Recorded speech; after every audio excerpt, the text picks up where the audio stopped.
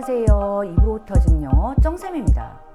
영어를 배우고 있는 우리가 풀어야 할 지긋지긋한 영원한 숙제, 자동사, 타동사. 개인적으로 제가 정말 싫어하는 문법 용어이기도 한데요. 아무튼 오늘 이거 확 잡고 가볼게요. 자, 우리가 본격적으로 시작하기 전에요. 다시 한번 짚고 넘어가야 할 사항이 있거든요. 바로 한국어와 영어의 차이입니다.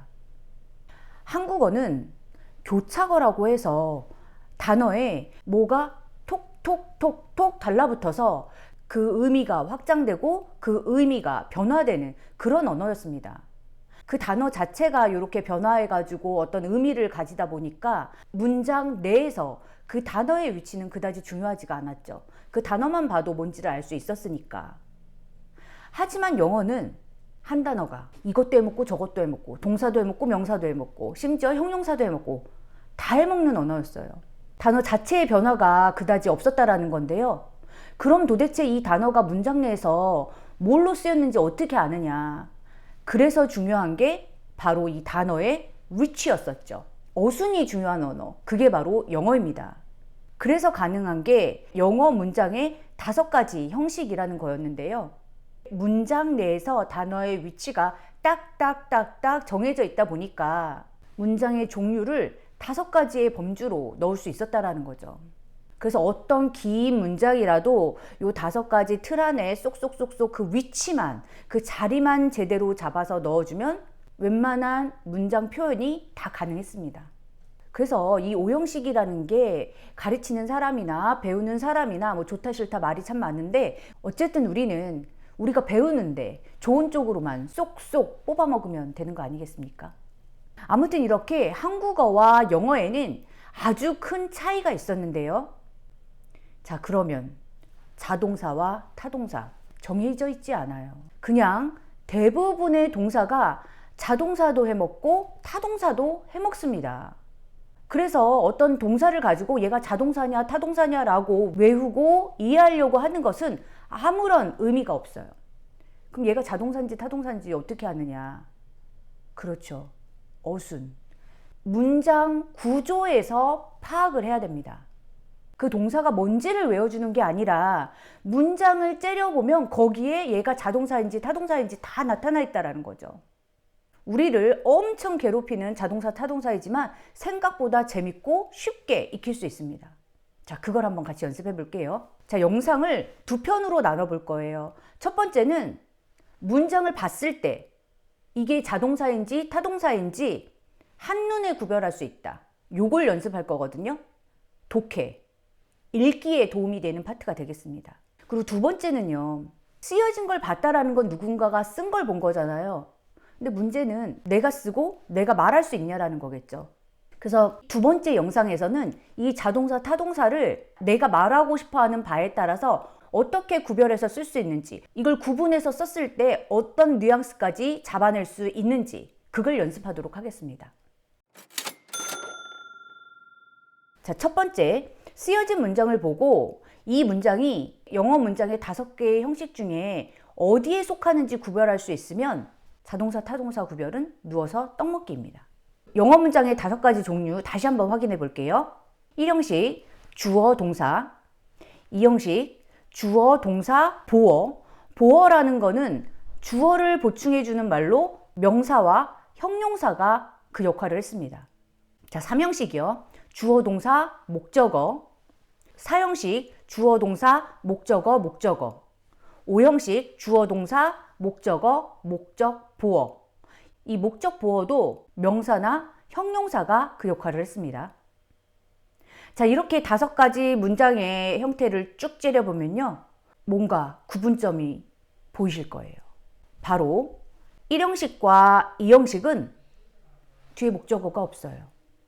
즉, 여기에 쓰인 동사들은 무조건 자동사. 자동사라는 애는 스스로 자라고 하더라고요. 스스로 쓸 수 있는 애, 즉 목적어가 필요가 없는 애들입니다. 그래서 혼자서 다 해먹는 애들, 뒤에 아무것도 안 달려도 되는 애들. 그래서 1번과 2번을 보면 주어 동사, 그리고 보충해주는 말, 주격 보어. 이렇게 생겼거든요. 목적어가 존재하지 않아요. 그래서 얘네들은 자동사. 반면 여기 3형식, 4형식, 5형식을 보면 뒤에 하나같이 뭘 달았죠. 목적어를 달았습니다. 목적어가 달렸다라는 애들은 여기 쓰인 요 동사 전부 타동사. 타동사라는 애는 남타, 남이 있어야 된대요. 목적어가 있어야지만 문장의 의미가 완성되는 동사, 그게 바로 타동사가 되겠습니다. 내가 그걸 모르나, 그걸 듣고 또 들어도 잘 구분이 안 되니까 그게 문제지 라고 생각하시는 분 많았을 것 같아요. 왜 그런 문제가 생길까요? 문제는 바로 2형식 때문이에요. 1형식은 그다지 문제가 되지 않습니다. 뒤에 거의 아무것도 안 달렸거든요. 그러니까 얘가 탁 보고서는 자동사라는 거 알 수 있거든요. 예를 들어서 stand, 서다라는 동사를 보겠습니다. I stood on the chair. 나는 의자 위에 섰다. on the chair. 이건 전치사구잖아요. 뭐 5가지 문장 형식에서 아무짝에 쓸모없는 문장 구조에 영향을 주지 않는 부분이었습니다. 걔를 쏙 빼고 났더니 I stood. 뒤에 아무것도 안 달렸죠. 얘는 자동사입니다. 하지만 I stood a tent up. I stood a tent up. 자, 똑같은 stoo드이지만 여기서는 up, 전치사 부사라고 부르는 아무튼 요 파리크를 빼고 나면 I stood a tent. 텐트라는 목적어가 달려있는 게 보일 거예요. 얘는 목적어가 필요한 타동사입니다. 그래서 나는 텐트를 세웠다가 되는 거죠. 다른 문장으로 한 번만 다시 볼게요. 우리가 잘 알고 있는 동사 앉다, sit 볼게요. The child sits awkwardly. 그 아이는 좀 어색하게 앉아있다. 보면 ly가 붙은 awkwardly. 얘를 쏙 빼고 나면 the child sits. 뒤에 아무것도 안 달렸어요. 얘는 자동사입니다. 하지만 she sits her child awkwardly.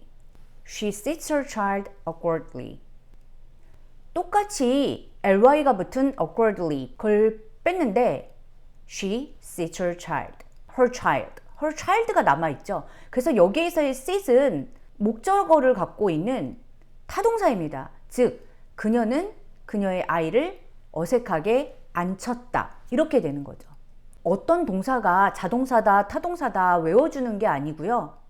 문장을 째려봤을 때 뒤에 뭐가 달렸냐 안 달렸냐로 그걸 판단할 수가 있다라는 거예요. 그런데 뭐 여기까지는 제법 할만한데 문제가 생겼습니다. 바로 2형식이에요. 2형식 문장은 주어 동사 보어라는 애가 달렸거든요. 그래서 우리가 이 문장을 딱 째려봤을 때 이게 보어인지 3형식의 목적어인지 구분할 수 없는 경우가 생긴다라는 거죠. 이게 만약에 보어면 자동사, 목적어면 타동사인데 이걸 구분할 수 없으니까 문장을 독해할 때 그 의미를 잘 파악할 수 없는 경우가 생깁니다. 자, 예문으로 한번 볼게요. Her hat becomes her. I became a teacher. 지금 둘 다 become, 뭐뭐가 되다 라는 동사를 썼거든요. 우리는 외우지 않아요. 문장 내에서 봐야 됩니다. 어떤 문장은 2형식이고 어떤 문장은 3형식이에요. 즉, 이 become이 자동사로도 쓰였고 타동사로도 쓰였다라는 건데요. 이거 어떻게 구분할까요? 2형식은 주격 보어라고 했잖아요. 요 보어는 주어를 보충해주는 말입니다. 둘이 같은 놈이에요.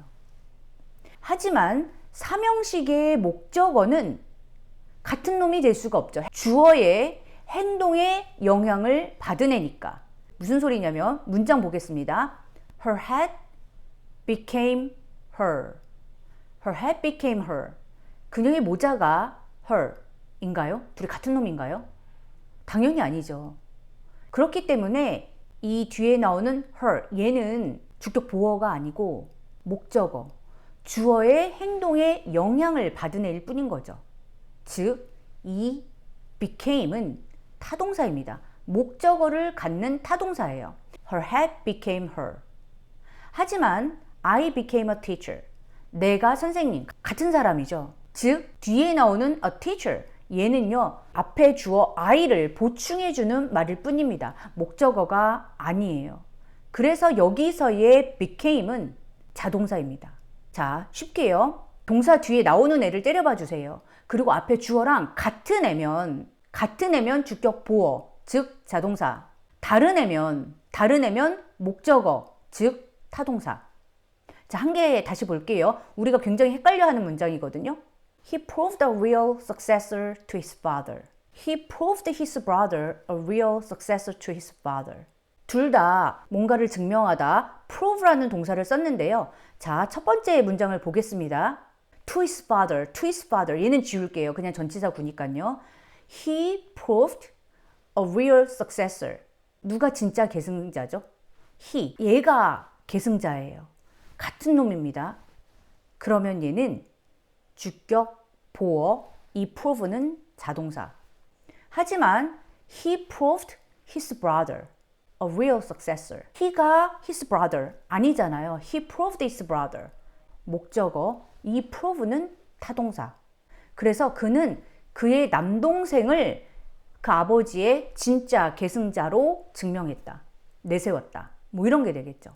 자, 요 개념을 갖고 보면 이 동사가 자동사인지 타동사인지 쉽게 구분하실 수 있을 거예요. I tested positive for COVID. I tested positive. 내가 positive인 거죠. 내가 양성을 받은 거예요. 이 test 동사는 두 개가 같은 애니까 자동사. 하지만 I tested a new phone. 테스트 동사 다음에 나온 단어를 보는 거예요. 내가 new phone이 아니죠. 목적어. 얘는 타동사. He felt warm. He felt warm. 걔가 따뜻한 거예요. 자동사. He felt a fabric. 걔는 그 천을 만져봤다. he가 fabric. 그 천이 아니잖아요. 둘이 같지가 않죠. 얘는 타동사. 목적어니까. 이렇게 동사 뒤에 나온 애가 뭔지에 따라서 자동사와 타동사를 구분하는 건 정말 쉽습니다. 쓰여진 문장을 봤을 때. 근데 이게 왜 가능하냐면 영어로 자동사를 intransitive verb, 타동사를 transitive verb라고 하는데요. trans라는 것이 이동의 의미를 갖고 있거든요.